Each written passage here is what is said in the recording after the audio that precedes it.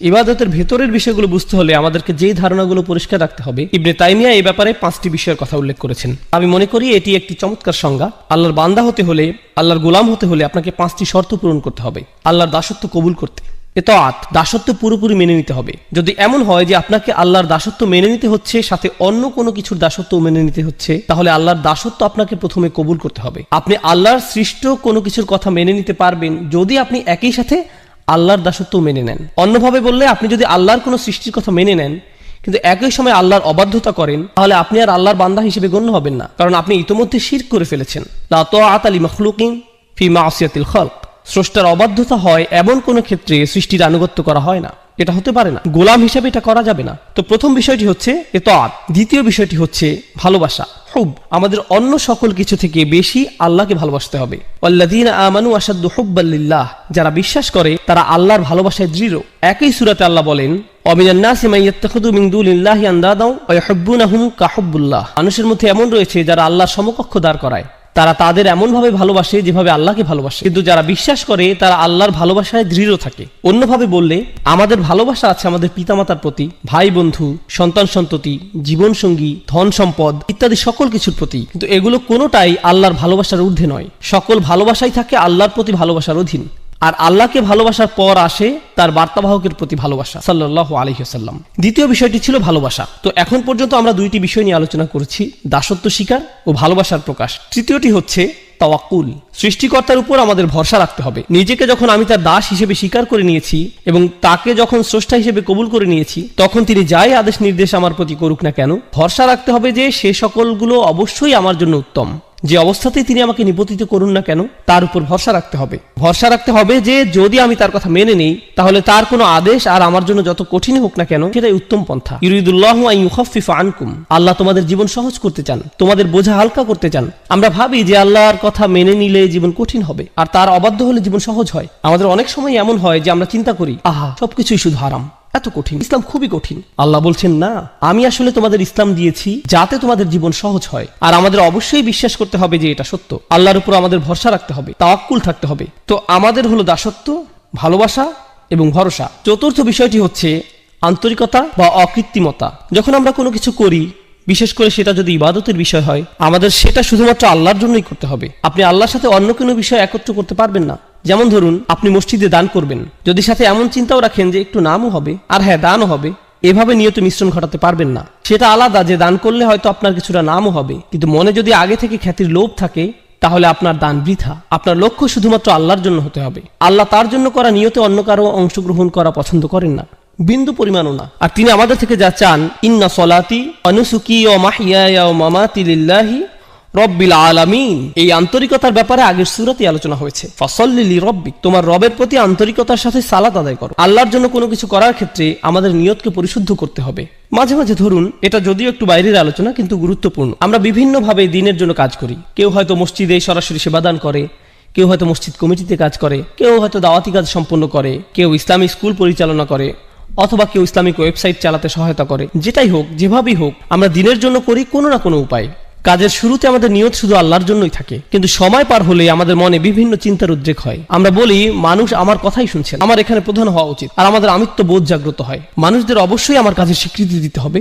এখন তো কেউ আমার প্রশংসাই করছে না, লোকজন আমার মতের মূল্যায়নই করছে না, আর এতদিন যা কিছু করেছি কিছুই আমলে নিচ্ছে না। এখন বলুন, আমাদের এই কাজ আল্লাহর জন্য নাকি মানুষের স্বীকৃতির জন্য? আর এভাবে আমাদের মনে যা ঘটে সেগুলো কেউই তেমন ভাবে লক্ষ্য করে না, অথচ সময়ের সাথে এভাবেই নিয়ত পরিবর্তিত হতে থাকে। আপনি সততার সাথে আল্লাহর জন্য শুরু করেন হয়তো, কিন্তু সময়ের সাথে আন্তরিকতায় ভাটা পড়ে। আমাদের অবশ্যই ইখলাস বজায় রাখতে হবে, সেই আন্তরিকতা ধরে রাখতে হবে। এখন সর্বশেষ ও সর্বাধিক গুরুত্বপূর্ণ বিষয়টি, যা ইবাদতের সাথে জড়িত, আমরা ইতিমধ্যে 4টি বিষয় নিয়ে আলোচনা করেছি, পঞ্চম বিষয়টি বাকি আছে। সহজ ভাষায় আমি এটাকে বলি দাসত্বের শর্ত। লক্ষ্য করবেন, যখন আপনি কোনো চাকরিতে যোগদান করেন, আপনার কোম্পানি ও আপনার মধ্যে একটা চুক্তি সম্পন্ন হয়। চুক্তিতে বলা থাকে আপনি কোম্পানির জন্য কি কি করবেন এবং কোম্পানি আপনার জন্য কি কি করবে। একইভাবে স্বামী স্ত্রীর মধ্যেও চুক্তিনামা থাকে, আমি তোমার জন্য এগুলো এগুলো করব, তুমি আমার জন্য এগুলো এগুলো করবে। চুক্তিনামা, শর্তের আদান প্রদান। একইভাবে সন্তান এবং মা বাবার মধ্যে অধিকারের বিষয় থাকে, এগুলো আমাদের অধিকার, এগুলো তোমাদের অধিকার। এখানেও আদান প্রদান হচ্ছে, পরস্পর বোঝাপড়া এখানেও দেখা যাচ্ছে।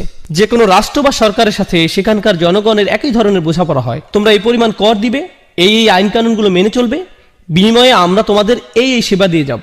স্পষ্ট বিনিময়। সাধারণত এই ধরনের বিনিময়গুলো কিছু আপোষ মীমাংসা বা বোঝাপড়ার মাধ্যমে হয়, অর্থাৎ দুই পক্ষই এগিয়ে আসে, আলাপ আলোচনা করে, শেষে আপোষের মাধ্যমে সমঝোতা হয়। কিন্তু যখন আমরা আল্লাহর বান্দা, তখন এই ধরনের শর্ত বা সমঝোতা কি করে ঘটবে? এগুলো কি আলোচনা বা আপোষ মীমাংসার মাধ্যমে হবে?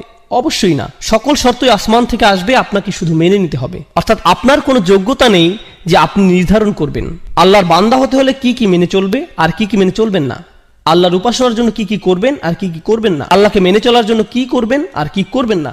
আপনি নিজে কখনোই নিজের জন্য এগুলো নির্ধারণ করতে পারেন না।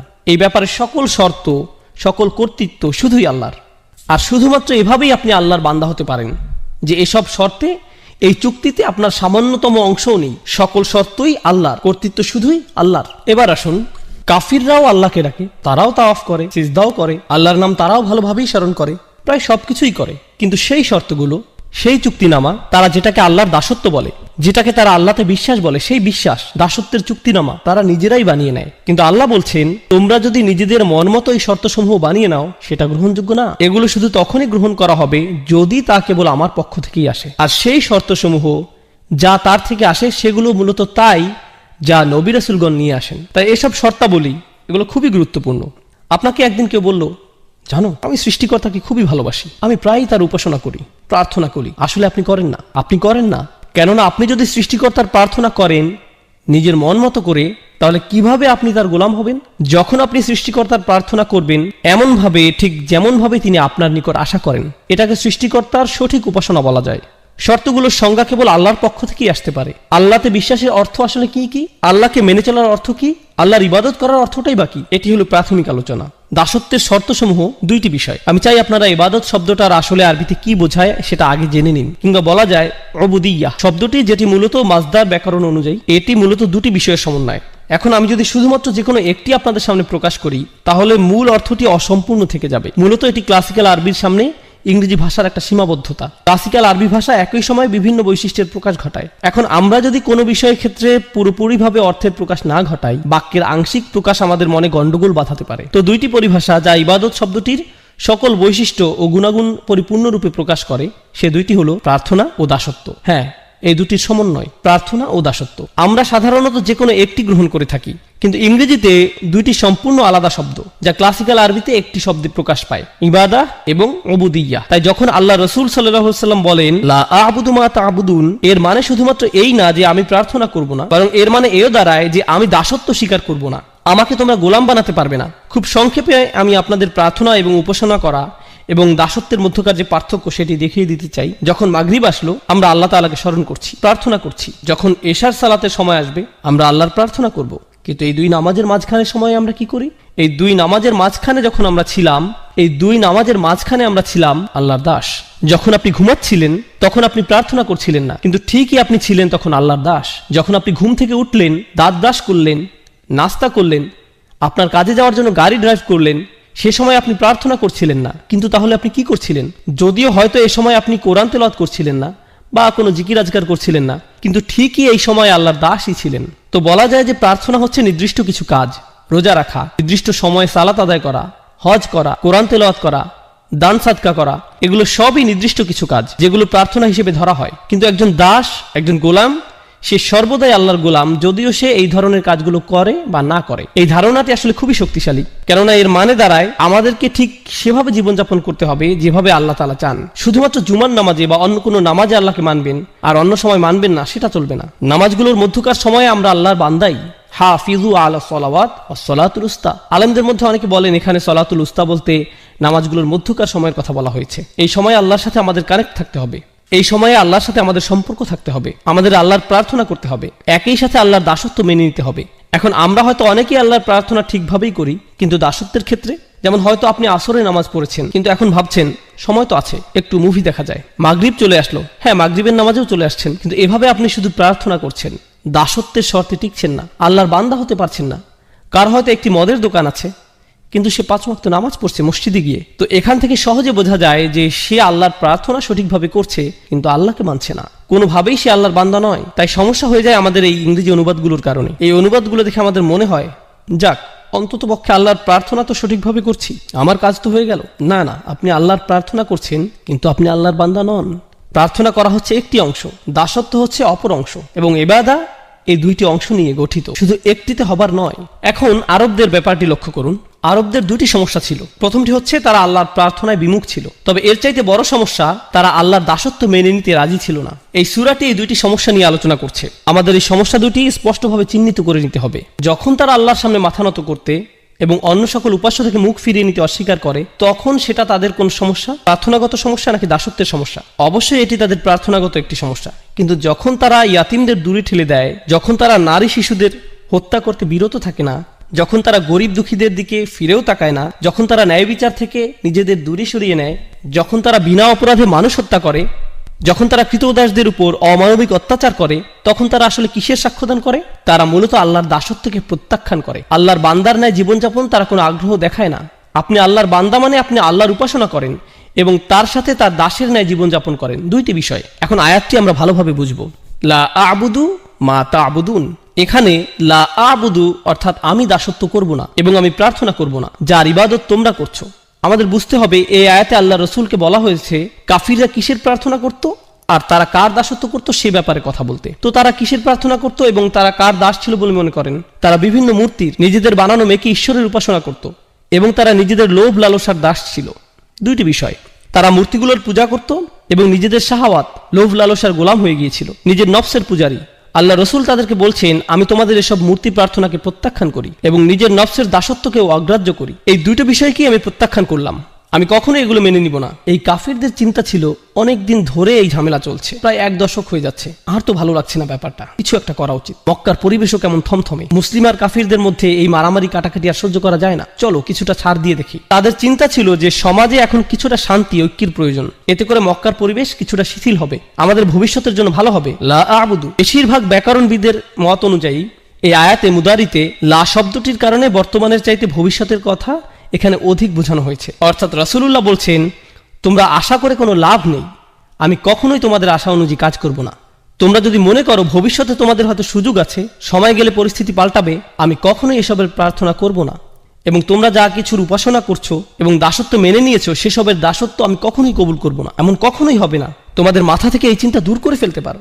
চলুন আমরা পরের আয়াতে যাই। ওয়ালা আনতুম আবিদুনা মা আ'বুদ, আর হ্যাঁ, তোমরা কখনোই প্রার্থনাকারী তো ছিলে না, না তোমরা কখনো দাসত্ব স্বীকার করেছিলে। এখন আবিদুন শব্দটা একটা ইসম, অর্থাৎ এটি একটা বিশেষ্য।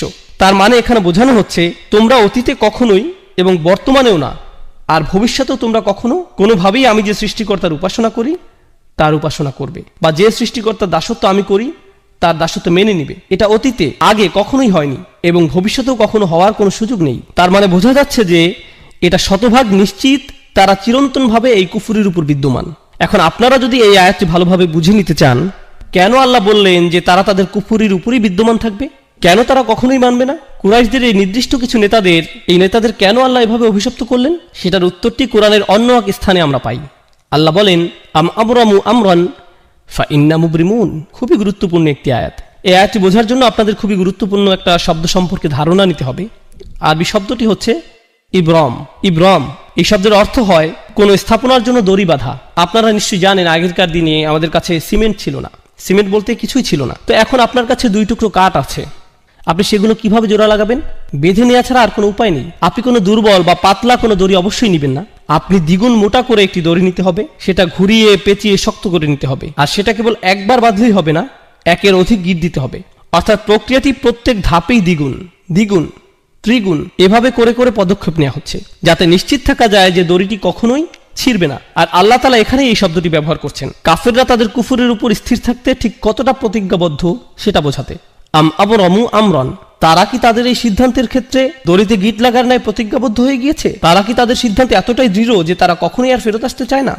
কেননা আপনি যদি একবার এই দড়িতে গিট লাগিয়ে দেন, তার মানে বোঝা যাচ্ছে যে আপনার ইচ্ছা আর কখনো ফেরত না আসা। বিষয়টা জুতার ফিতার ন্যায় সহজ নয় যে কিছুক্ষণ পর আপনি আবার খুলে ফেলবেন। আল্লাহ বলছেন তারা এতটাই নিশ্চিত যে তাদের কুফরির এই সিদ্ধান্তে তারা আর কখনোই ফেরত আসতে চায় না। বিষয়টি কেমন? যদি এমনই হয় ফা ইন্না মুবরিমুন, তাহলে আমরাও আমাদের দড়ি বেঁধে দিচ্ছি। যদি তারা এতটাই নিশ্চিত থাকে, তাহলে আমরাও নিশ্চিত যে আমরা তাদেরকে কুফরির উপরই প্রতিষ্ঠিত রাখবো। আর দেখুন, আল্লাহ যখন তাদের দড়ির কথা উল্লেখ করছেন তখন ফিল বা ক্রিয়া ব্যবহার করছেন, আবরামু ফাইল মাদি বা অতীতকালের ক্রিয়া। কিন্তু আল্লাহ যখন নিজের দড়ির কথা বলছেন তখন তিনি বিশেষ্যর ব্যবহার করছেন। আপনারা জানেন এমন ক্ষেত্রে ক্রিয়া এবং বিশেষ্যের মধ্যে তফাৎ কেমন হয়? ক্রিয়া ক্ষণস্থায়ী কিন্তু বিশেষ্য চিরস্থায়ী। অর্থাৎ তারা আজ যতই নিশ্চিত থাকুক যে তারা সেই দড়ির গিট খুলবেই না এবং ঈমান আনবে না, বিচার দিবসে যখন তারা নিজেদের কর্মফলের সম্মুখীন হবে, আপনারা জানেন কি হবে, তাই না? রুবামা ইয়াউদ্দুল্লাযীনা কাফারু লাউ কানু মুসলিমিন। হয়তো অবিশ্বাসীরা চাইবে সেদিন মুসলিম হতে, তারা চাইবে তাদের সেই গিট, সেই দড়ি যাতে কোনো মতে একটু খোলা হয়, কিন্তু অনেক দেরি হয়ে গেছে, অনেক সময় চলে গিয়েছে। তাই আল্লাহ বলছেন ফা ইন্না মুবরিমুন, আমার বাঁধন তো চিরদিনের জন্য। বিশেষের ব্যবহার হয়েছে এখানে, অর্থাৎ সমাপ্তি ঘটে গেছে, শেষ। আর কাফিরদের ক্ষেত্রে বলা হচ্ছিল সংশয় আকারে, তারা কি আসলেই এভাবে দড়িতে গিট লাগাতে যাচ্ছে? সত্য কি? কিন্তু এখানে কোনো সংশয় নেই, এটাই সত্য। আল্লাহ বলছেন আল কাফিরুন, তাহলেই এটাই হবে। অন্যভাবে বললে তারা তাদের সিদ্ধান্ত স্থির করে ফেলেছিল, তাই আল্লাহ তাআলাও তার সিদ্ধান্ত নিয়ে নিয়েছেন। অবাক হওয়ার কিছু নেই। তোমরা কখনোই সেই সত্তার প্রার্থনা করনি যার প্রার্থনা আমি করেছি। মনে করো না যে আমার নবুয়তের পূর্বে তোমাদের আর আমার বিশ্বাস একই ছিল। না না না, কখনোই না। ওয়ালা আনতুম আবিদুন, তোমরা কখনোই করনি, কখনোই সঠিকভাবে প্রার্থনা করনি, আগেও কখনো করনি, ভবিষ্যতেও কখনো করবে না। যার দাসত্ব আমি এখন করছি তোমরা তা মেনে নিবে না। আবুদ এই শব্দটি রাসূলের জন্য বর্তমানকালে ব্যবহৃত হয়েছে, খুবই চমৎকার প্রয়োগ। এই শব্দটি বর্তমানকালে ব্যবহৃত হলে কি বোঝায় জানেন? তিনি তার অতীত বোঝাননি, তিনি শুধুমাত্র তার ভবিষ্যৎ নিয়ে বলেছেন।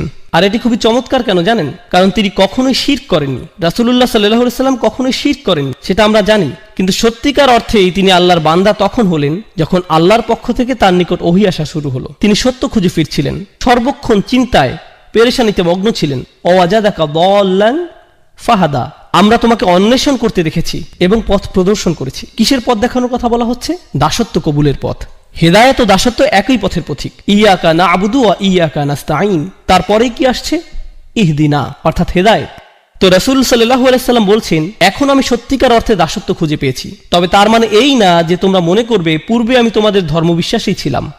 না না, সেটা কখনোই ঘটেনি। তাই তোমাদের এ ব্যাপারে বিভ্রান্ত হওয়া উচিত নয়। আর এখানে খুবই শক্তিশালী শিক্ষা যেটা পাওয়া যায় সেটা হচ্ছে, যদি তোমরা জানো যে আমি কখনোই তোমাদের বিশ্বাস গ্রহণ করব না এবং আমিও জানি যে তোমরা আমার বিশ্বাস কখনো গ্রহণ করবে না, তার মানে এখান থেকে সহজেই বোঝা যায় যে আমাদের রাস্তা ভিন্ন। তাই বলা যায় এই দুইটি আয়াত এখানে ভবিষ্যৎ নিয়ে আলোচনা করছে। হ্যাঁ, অতীতের তুলনায় এখানে ভবিষ্যতের দিকে ফোকাস করা হচ্ছে। আমি কোনো কিছু ছাড় দিব না এবং তোমরাও কোনো কিছুতেই ছাড় দিবে না বলে মনে হচ্ছে। আল্লাহর উপাসনা তোমরা করবে না এবং তার দাসত্ব তোমরা মানবে না। ওয়ালা আনা আবিদুম মা আবাদতুম। এখন আমরা অতীতে ফিরে যাচ্ছি। আগের দুইটি আয়াত ছিল ভবিষ্যতের জন্য, এখনকার দুটি আয়াত অতীতের জন্য। ওয়ালা আনা আবিদুন, আমি কোনো প্রার্থনাকারী নই, অর্থাৎ আমি কখনোই দাসত্ব স্বীকার করিনি। মা আবাদতুম, যার উপাসনা তোমরা করছো। ভেবো না যে তোমাদের প্রভুই আমার প্রভু, আর এভাবে ভেবো না যে আমার প্রভু তোমাদের প্রভু।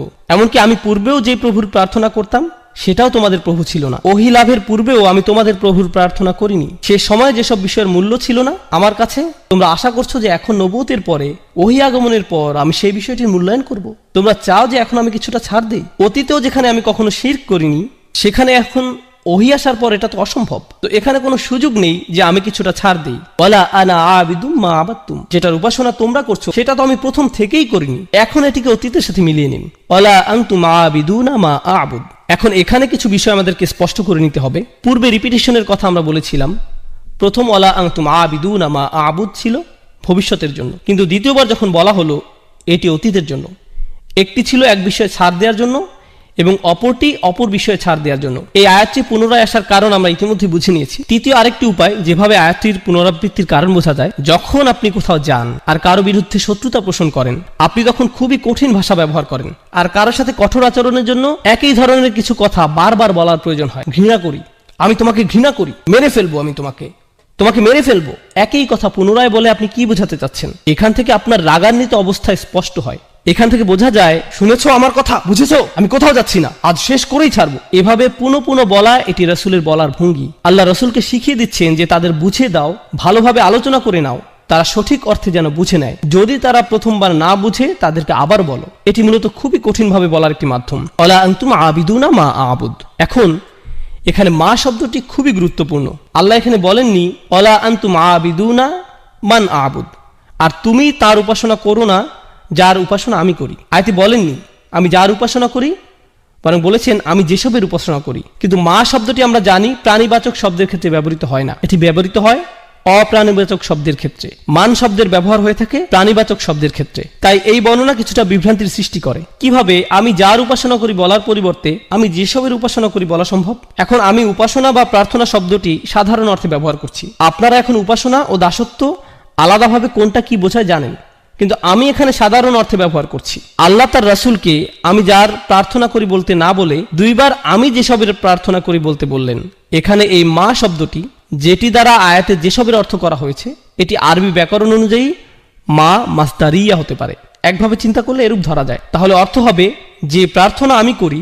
মা আবুদের অর্থ হয় ইবাদাতি আবুদু, অর্থাৎ আমি যেমন প্রার্থনা করি তেমন তোমরা কখনোই করবে না। মা শব্দটি দ্বারা এক হিসাবে এমনটাই বোঝাচ্ছে যে ধরনের যে প্রকৃতির উপাসনা আমি সৃষ্টিকর্তার করি তোমরা তা কখনোই করবে না। সৃষ্টিকর্তার একজন দাস হওয়া, প্রার্থনাকারী হওয়া, এটি আমার নিকট যে অর্থ বহন করে তা তোমাদের নিকট কখনোই একই অর্থ বহন করে না। তোমাদের আর আমার চিন্তাভাবনা সম্পূর্ণ ভিন্ন। মা শব্দটির এটি একটি ব্যাখ্যা।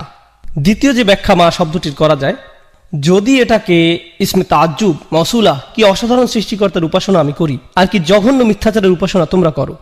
যখন মা বা কি শব্দটি আল্লাহর ক্ষেত্রে ব্যবহার করছেন, দুটি বিষয় হতে পারে। বিষয়টি সহজ করে বোঝাতে চলুন আমরা কে এবং কি এর মধ্যকার পার্থক্যটা দেখি। যখন আপনি কে দ্বারা কোনো প্রশ্ন করছেন, আপনি বিশেষ কোনো ব্যক্তির খোঁজ করছেন। আর যখন আপনি কি দ্বারা কোনো প্রশ্ন করছেন, আপনি বিশেষ কোনো গুণ বা বৈশিষ্ট্যের খোঁজ করছেন। যখন আপনি জিজ্ঞেস করেন এই ব্যক্তিটি কে, পাশের কেউ জবাব দেয় সে আব্দুল করিম, এ শরীফ ও আহমদ। কিন্তু যখন আপনি জিজ্ঞেস করেন এই ব্যক্তিটি কি, সে একজন অ্যাকাউন্টেন্ট, একজন ডাক্তার, সে একজন ভালো মানুষ ইত্যাদি। ঠিক, অর্থাৎ যখন আপনি বলছেন কে, ও হ্যাঁ অ্যাকাউন্টেন্টরা ভালো মানুষ নাও হতে পারে, আমি আসলে জানি না, যাই হোক, কে দ্বারা যখন আপনি প্রশ্ন করছেন তখন কোনো ব্যক্তিকে খুঁজছেন।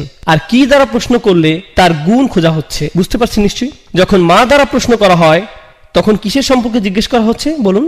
ব্যক্তি নাকি বৈশিষ্ট্য? হ্যাঁ, অবশ্যই বৈশিষ্ট্যের ব্যাপারে। কত অসাধারণ সৃষ্টিকর্তার প্রার্থনা আমি করি, যার উপাসনা আমি করি, তিনি সত্য, তিনি সত্য স্রষ্টা, অর্থাৎ স্রষ্টার বৈশিষ্ট্যের দিকে ইঙ্গিত করা হয়েছে। আর যখন মা শব্দটি তাদের জন্য ব্যবহৃত হচ্ছে, ওয়ালা আনা আবিদু মা আবাদতুম, মা আবাদতুম, কি জঘন্য মিথ্যার অনুসরণ তোমরা করছো। দেখো তোমরা যাদের অনুসরণ করছো তাদের প্রকৃতি একটু দেখো, আর আমি যারা অনুসরণ করছি তার প্রকৃতি একটু দেখো। মা শব্দটি এখানে এই কাজই করছে। দারুণ। ওয়ালা আনা আবিদুম মা আবাদতুম ওয়ালা আনতুম আবিদুনা মা আবুদ। তোমরা কি ভাবছো যে আমি যেই অসাধারণ আল্লাহর ইবাদত করি তোমরাও সেই একই আল্লাহর ইবাদত করো? তোমরা আসলেই ভাবো যে তোমাদের সৃষ্টিকর্তাকে আমার আল্লাহর সাথে মিলাতে পারবে? কখনোই না। আর তোমরা কি ভাবো যে আমি আমার সর্বশক্তিমান আল্লাহর জন্য যা করি, তার সামনে যেভাবে দাসত্ব কবুল করি, তা তোমাদের ওই তুচ্ছ বানানো স্রষ্টাদের জন্য করব? কখনোই না। আর এই বর্ণনাগুলোতে দুইটি পক্ষের ব্যবধান অসীম পর্যায়ে বৃদ্ধি করা হয়েছে মা শব্দটির ব্যবহারের মাধ্যমে। সেই মা হিয়া, স্রষ্টার সেই প্রকৃতি যার প্রার্থনা আল্লাহ রাসূল করেন। আল্লাহ আসলে কে, আল্লাহ আসলে কি, সুবহানাহু ওয়া তাআলা। মা শব্দটি দ্বারা এসবই আলোকপাত করা হয়েছে। তাই বলা যায় এটি শুধু মা মাসদারিয়া নয়, এটি মা তাআজ্জুব, খুবই শক্তিশালী একটি বিষয় যার ব্যবহার এই আয়াতে হয়েছে। এখন আমরা একেবারে শেষ আয়াতটিতে যাচ্ছি। এখানে আমরা অবিশ্বাস্য ধরনের চমৎকার একটি বিষয় জানতে পারবো ইনশাআল্লাহ। লাকুম দীনুকুম ওয়ালিয়া দীন। সম্ভবত এটি আমাদের সময় কোরআনের সবচাইতে ভুলভাবে ব্যাখ্যাকৃত আয়াতগুলোর মধ্যে একটি। সাধারণভাবে আয়াতের অর্থ করা হয় তোমাদের দিন তোমাদের থাকুক, আমার দিন আমার। প্রথমে এখানে লাকুম শব্দটি আগে ব্যবহৃত হয়েছে ইখতিসাস, অর্থাৎ জার ওয়া মাজরুর মুকদ্দম। আল্লাহ বলেননি দীনুকুম লাকুম ওয়া দীনি লি, তিনি বলছেন লাকুম দীনুকুম ওয়ালিয়া দীন, তোমাদের ধর্ম শুধুই তোমাদের জন্য। হ্যাঁ, তা শুধুই তোমাদের, অর্থাৎ সেটা কখনোই আমার জন্য হবে না, আমার হবে না। শুধুই শব্দটি আমি এখানে যথার্থ কারণেই বসিয়েছি, কেননা লাকুম এখানে আগে এসেছে। এটা যদি দিন হুকুমের পরে আসতো তাহলে শুধুই শব্দটা এখানে হতো না। এটা যদি দিন হুকুমের পরে আসতো তাহলে শুধুই শব্দটি এখানে আসতো না। তোমাদের ধর্ম, তোমাদের এই ধর্ম শুধুই তোমাদের জন্য। অলিয়া দিন, আর আমার দিন এই মুহূর্তে তোমাদের ক্ষেত্রে এটিও শুধুই আমার জন্য। অর্থাৎ তোমাদের ও আমার মধ্যে কখনোই আর কোনো কিছুর বিনিময় সম্ভব নয়, বিনিময়ের সময় শেষ। অন্যভাবে বললে আমি এই শহর ছেড়ে যাচ্ছি। এই আয়াতগুলো মূলত রাসূলের হিজরতের পূর্বাভাস, কেননা কোনো জায়গায় যখন দাওয়ার আর কোনো কারণ অবশিষ্ট থাকে না তখন হিজরত অবশ্যম্ভাবী। কারণ রাসূলের মক্কাতে থাকার কারণ একটাই, দাওয়া। কিন্তু রাসূল নিজেই যদি বলেন যে দরজা বন্ধ হয়ে গেছে তাহলে স্পষ্ট হয়ে যায় যে তিনি নিজের নাগরিকত্ব পরিত্যাগ করছেন, যেমনটা আমরা বললাম। আর হ্যাঁ, যখন রাসূলের পক্ষ থেকে এই ধরনের শব্দ আসছে তখন তাদের ক্রোধ কি আরো বাড়ছে নাকি বাড়ছে না? অবশ্যই বাড়ছে। এই ধরনের শব্দ কোরআনের অন্য জায়গাতেও দেখা যায়। কুল ইয়া কওমি আমালু আলা মাকানাতিকুম, তাদের বলুন আমার জাতির মানুষেরা তোমাদের জায়গা থেকে তোমাদের যা মন চায় করো, তোমাদের অবস্থায় থেকে যা করতে পারো করে ফেলো। ইন্নী আমালু, আমিও কাজ করছি, আমার যা করার আমিও করে যাচ্ছি। দিন শব্দটি আরবিতে এই শব্দটি দাইন শব্দ থেকে আসে। দাইন শব্দের অর্থ ধার বা ঋণ, কোনো কিছু যার নির্দিষ্ট পরিমাণ আপনি কারো কাছ থেকে পান বা যা আপনার থেকে কেউ পায়। দিন শব্দটি আরবিতে শাসনতন্ত্র বা সরকারও বোঝায়, কেননা সরকার সাধারণ মানুষকে তাদের পাওনা দিয়ে থাকে এবং সাধারণ মানুষ থেকে নিজেদের পাওনা নিয়ে থাকে। সূক্ষ্ম বিনিময় যা সরকার ও কোনো দেশের মানুষের মাঝে ঘটে। দিনের জন্য কোনো না কোনো কর্তৃপক্ষ থাকা জরুরি।